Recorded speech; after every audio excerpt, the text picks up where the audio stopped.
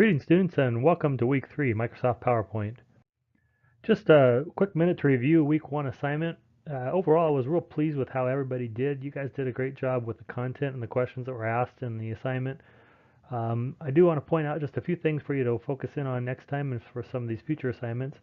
The grading rubric called specifically to make sure that you use full sentences, and many of you had sentence fragments in there.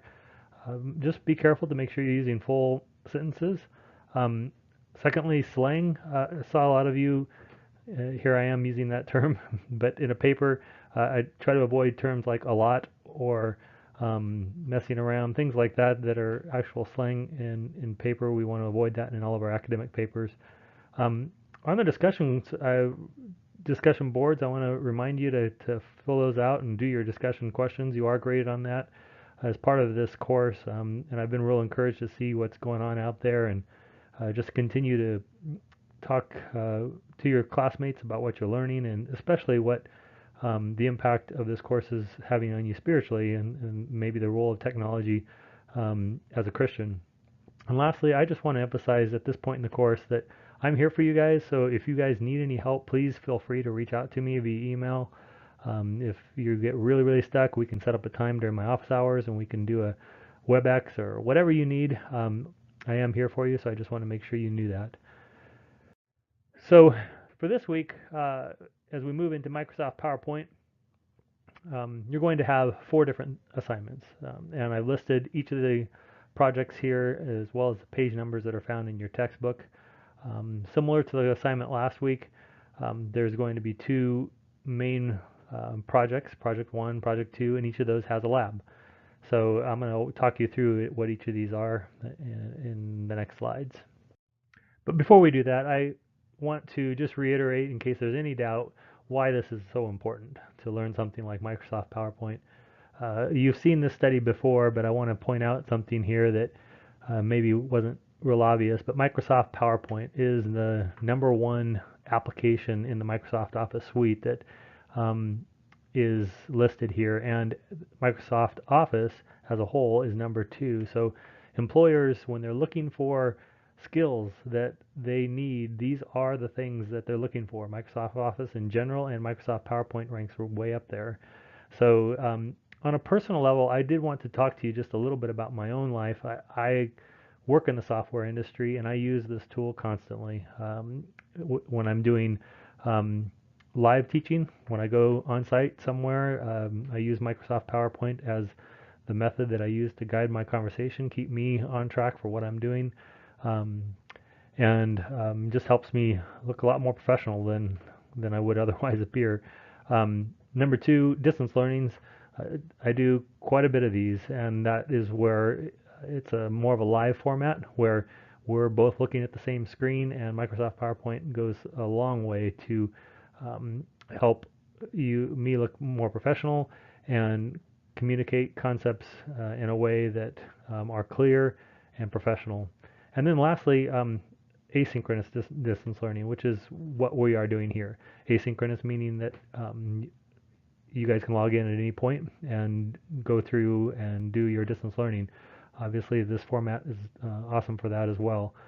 So just a little bit of my own personal life and how important it has been for me. And I think whether you're in ministry and you're going to use it PowerPoint for doing worship, this is just something that's going to impact so many of you.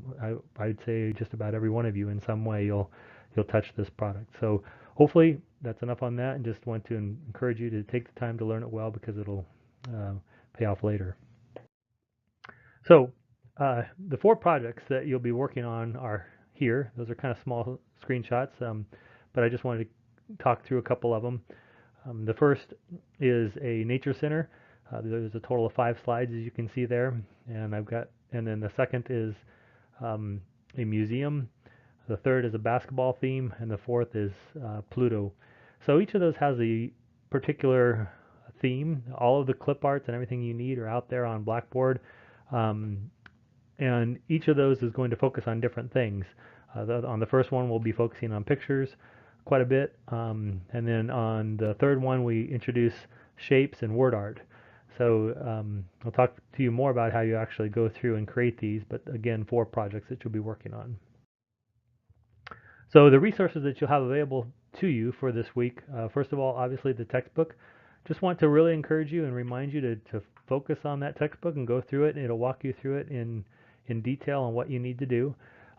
I've created 2 videos out there on Blackboard, and so I'm showing you a screenshot of these here, two 9 or 10 minute long videos. And I didn't, because of the amount of content with those 4 presentations, I don't take you through every single step of the way. What I do is focus on the major concepts that are found in each of those PowerPoints. For example, how to build word art, how to create shapes, how to do a new theme.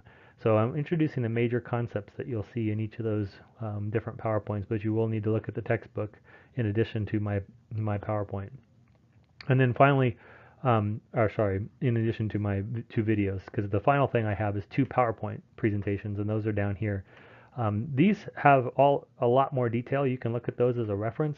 They correlate closely to the information you'll find in the textbook, with the specifics on what you need to do for each step of the way. It's more general. It doesn't deal specifically with a particular assignment, but it takes you through in general steps on, for example, on how to use word art or how to do a theme. And again, those will be your 3 main sources that you'll go to for your resources on this assignment. Finally, I just wanted to encourage you guys, as we are in week 3 here, almost to the halfway point, this is one of my favorite verses, Galatians 6:9. Let us not lose heart in doing good, for in due time we will reap if we do not grow weary. In some translations that says we will reap a harvest. And obviously that is applicable to primarily to ministry, but I definitely think when it comes to technology and learning something like this in my own life, I found so many ways to use this for His kingdom. So I just really want to encourage you to use this tool, get your skills in this tool so that you can serve in whatever way God puts you in. And again, feel free to reach out to me. I'm here for you guys if you have any questions or emails, and I'm just really enjoying being able to take this journey with you. And thanks, and God bless.